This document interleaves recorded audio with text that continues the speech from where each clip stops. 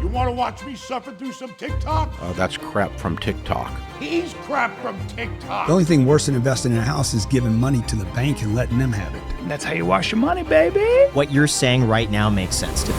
Bullshit.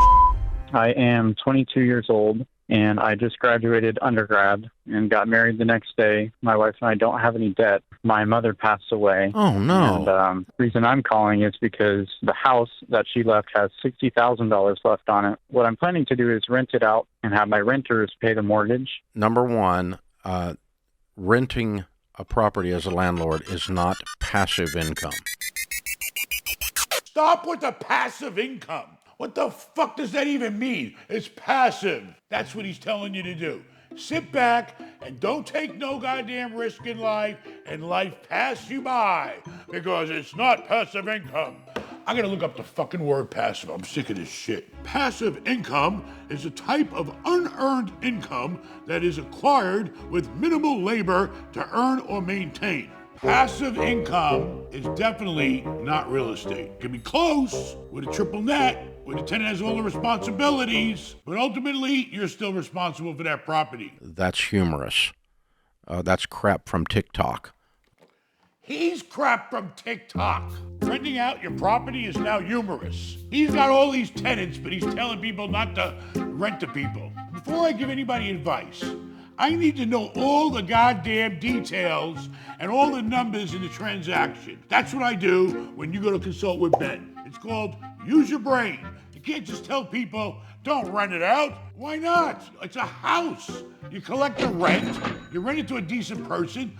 What does he say? You can't rent a house? I don't know anywhere in this whole country where you can't rent a house out. I'm planning to hire a property Doesn't management matter. company. It's not passive. Yes, you can hire a property management company and do it, and they do it every day, and they do it for hundreds of people. It could be anywhere as low as 3% to 10%, dependent. If it's a house, and the house is probably paying $1,500 a month, they're probably going to charge you 10%, $150 a month. If the tenant has a problem, you're going to call the management company. The management company is going to collect the rent. You know, they may pay your bills, which you ain't going to have many, and that's it. Why? You can do it yourself. Next. In New York City, there are buildings, high-end buildings that they build, right? Like where the apartments go for $5 million, $10 million, $20 million, $50 million, right?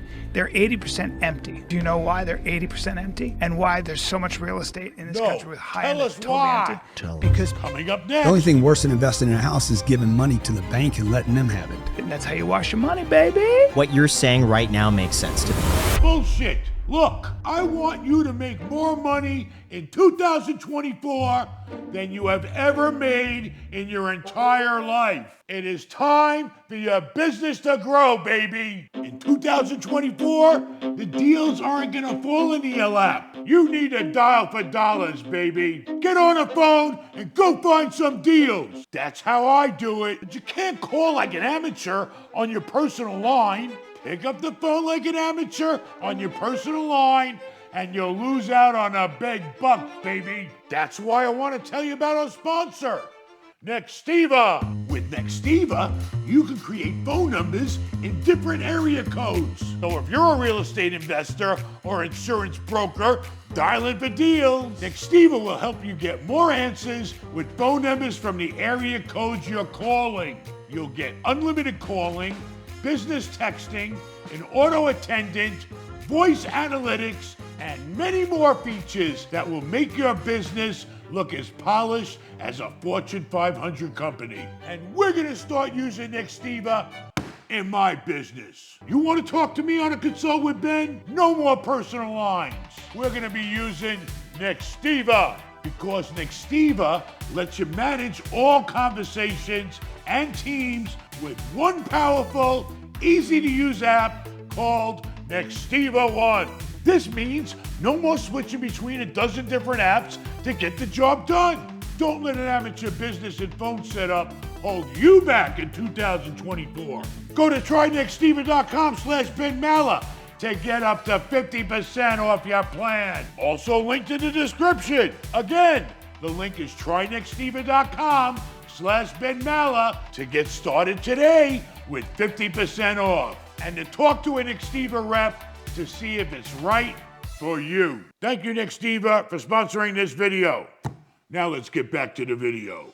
people from China, Russia, South America who are doing nefarious stuff. They'll buy an apartment, they'll buy a flat in London for $140 million. You go, what, $140 million? Who would ever live there? They don't live there. They don't rent it either, because then they can't.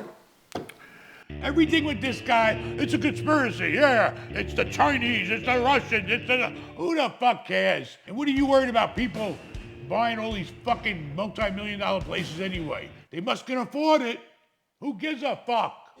Because then they can't call it as an asset. Investment. Now what you do is this. You take that $140 million flat and you borrow against it. So now you take that money and you put it in the stock market, and that's how you wash your money, baby. Whoa. Yes. Every one of these type of people he's talking about, he doesn't know, okay? Because he ain't buying these type of assets. Yes, you can borrow against real estate, but you gotta prove you can make the payment still.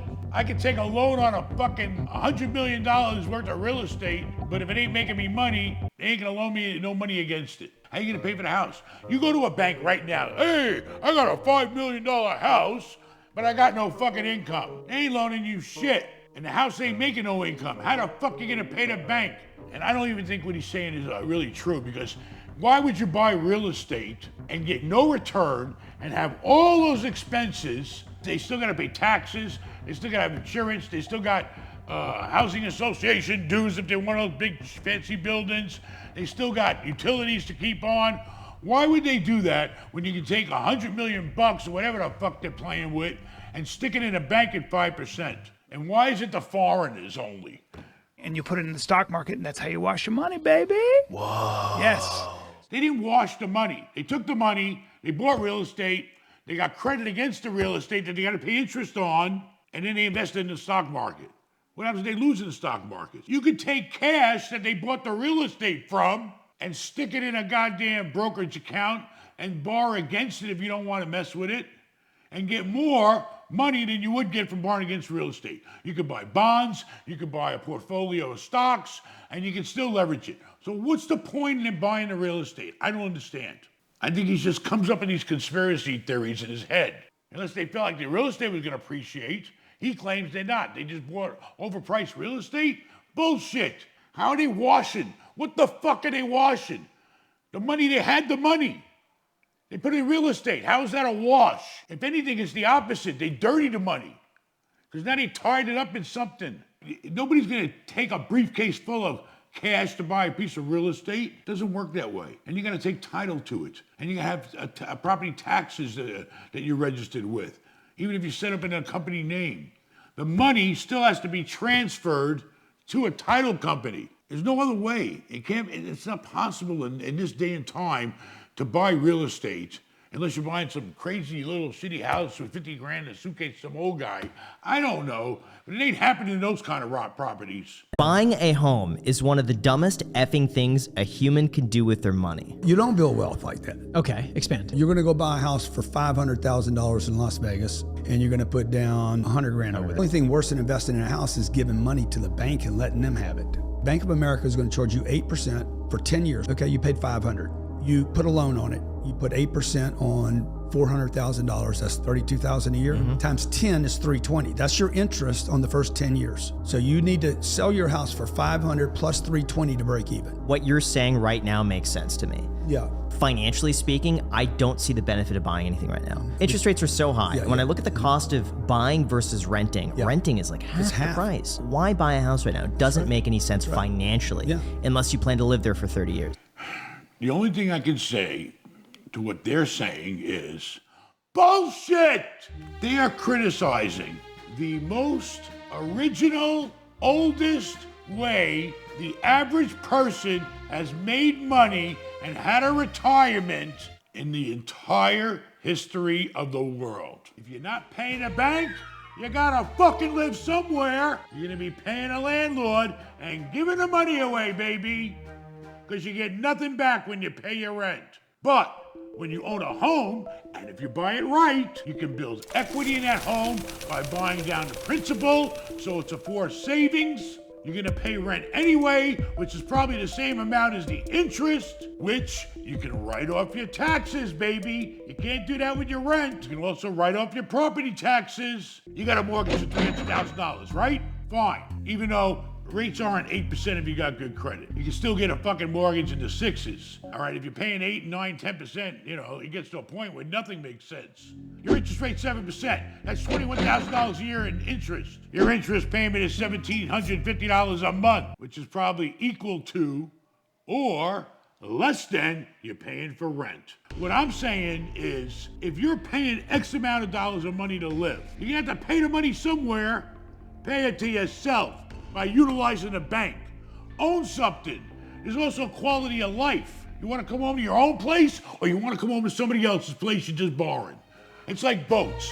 I get on boats all the time. Yeah, it's a nice boat, But it ain't nothing like being on my own boat, baby. Principal payment is buying down the money that you borrowed. It's a forced savings account. That's the way I look at it. And the more you pay back, the less you owe. Simple. But the point is, you can't go through life thinking like this. These guys are telling you their version. It may work for them. Why? Because they want to go out and buy $10 million houses, that's why. It pays for them to rent. But for the average person, it doesn't make sense. If you're able to buy a house at a good price and you can afford it, and you plan on living your life and having a family, and maybe making money on the house in the future even, because after 2 years of owning that baby, tax-free, all your gain. They didn't tell you about that, where these guys are paying 37% tax on that $100,000, or at least 20% capital gains tax. All right, you gotta look at what fits your life. If you can afford a house and not pay rent, then yes, you should do it, because that makes sense. Do you want to get into real estate? You want to meet me in the gang? Come to Tampa, my hotel, on February 24th. We're going to talk about real estate, what's going on in the market. We're going to have some great food, great people, and great fun. Go to benmal.com/live and get your ticket now. Don't wait. Seating is limited.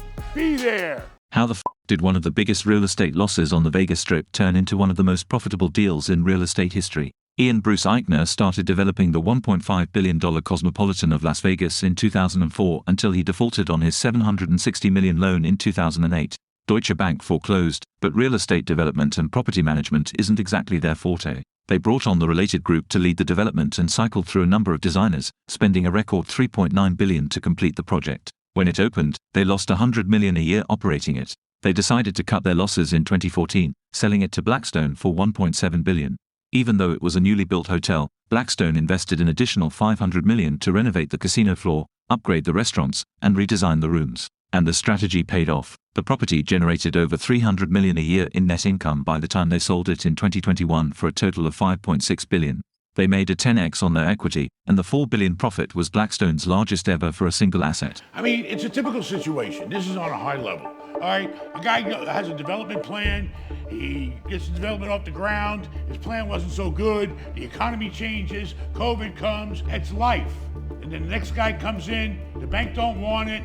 The next guy comes in. He's got a plan. The market's different. The environment's different. Somebody else's distress is somebody else's upside. That's the way it works. I'm sorry, that's life. You take garbage and you turn it into gold. I mean, and plus, they're in the billions because they're dealing with public money. All that money Blackstone has is all shares of investments in whatever the real estate REIT is or whatever the fund is. They got a fund of all these people, millions and millions of people that invested in. They were able to weather through the bad times and then get to the good times. That's what they do. But the guy before them, it didn't work. Sometimes you can have a good plan, but your timing's off. Why? Things go on beyond your control. I couldn't do shit about COVID. I was losing millions a month. You know, I look at hotels that could be doing better business if they were fixed up.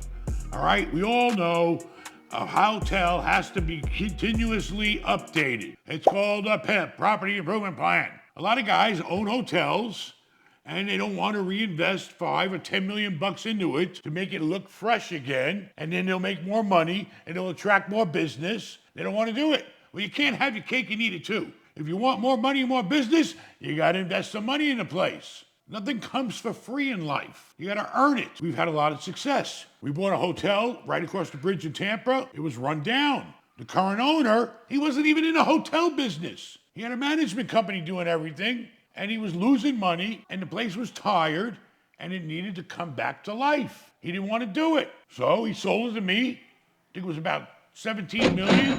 We started getting there. We didn't use a management company. We ran it better. We took all the revenue that the hotel made, put it back into the hotel, not in my pockets. In a few years, we had a hotel that looked much, much better. It was making more money. It was operating properly. And somebody came along and offered me double, and I sold it. But a hotel is not real estate. It's a business. 24 hours a day, 7 days a week, 365 days a year, and you gotta work harder on the holidays. If I didn't have a good management team, I wouldn't touch it with a 10-foot pole. Oh, excuse me, sir. You can't smoke out here. Well, what are you doing? I'm vaping. All right, well, I can see what you're doing. It's called smoking, all right? So, until you put yours out, I'm not putting mine out. How about that? I don't mean to pull rank here, but this is my hotel. Motel. What? It's a motel. Open courtyard. Serial killer can walk right up to my door, man. If this was a hotel, he'd have to go through a lobby first. It's a motel. So why don't you get off your high horse, huh? He knows his real estate, because that is the difference between a motel and a hotel. My problem is I live in a world where a guy who's smoking is telling me I can't smoke, all right? That in a nutshell is my problem. I respect people not being allowed to smoke indoors or in any area that's not open air and not crowded. When I smoke a cigarette, I tend to walk away from people. If a guy that was vaping told me I couldn't smoke, I'd tell him, take your vape and stick it up your... Well, the multi-million-dollar question tonight, will Donald Trump be barred from New York's luxury real estate business and forced to pay perhaps $370 million for falsifying financial records? They ain't got shit on him. For them to drum up this bullshit is the most ridiculous thing I ever heard in my life. He borrowed money from a bank. The bank ain't stupid. They're gonna look at what the collateral is. And if they feel like the collateral's there, they're gonna loan X amount of dollars against the collateral. I'm sure there are appraisals done. I'm sure he's personally backing up a lot of these loans, so his other assets are involved. The point is, what is it the business of New York State about him borrowing money from a bank? Where are they involved in that situation? Now they're protecting the poor banks? The banks are big boys. They know what the hell they're doing. If that's all they got on him, they ain't got shit. Why are they sticking their nose in him borrowing money from banks that he paid back? He didn't go in default. Politics needs to stay out of business, and business needs to get more involved in politics. All these people that are bringing up cases and all this crappy bullshit, they never bought shit in their life. They may have a home loan at best, because all they did was work for the government and milk the system their entire life. And that's why they hate them, and that's why they dug up some bullshit that they never even should be involved in. There's no fraud. You can't tell me what my house is worth. It's worth whatever somebody's gonna pay for it. One guy might pay me 20, another guy might pay me 30. That's a 30% difference. And it's not the goddamn state's business to even be involved. As long as they collect their property taxes, sit back and mind your own business. Because we're the ones out here paying taxes that pay your salary. The guy has come in and actually made major improvements to a city when it was dying. Go back and look at New York in the 1980s and the 1990s when he was moving and shaking. He was making shit happen. Now you want to come after the guy and didn't even hurt nobody. He borrowed money from a bank. Who the hell is the state to question any real estate transaction between a business person and a bank? That's business, and it's none of yours. And even if he did overstate the value on something, where is it their business? Wasn't their money involved? Wasn't public money involved? He didn't get no tax break for it. It was a transaction between him and borrow money from a bank. End of subject. He had favorable terms. Bullshit. The bank's gonna give you terms you negotiate. I negotiate terms with banks every day. But look at the country, the 4 years he ran it, we were in a lot better shape, and there weren't all these people dying and destruction in the world, and interest rates were a third of what they're at now. They don't get it. They just go with their hate. Hate is what destroys everything. You want us to do more TikTok reacts? Let us know in the comments. Subscribe. Watch another video. Consult with Ben. Adios, amigos.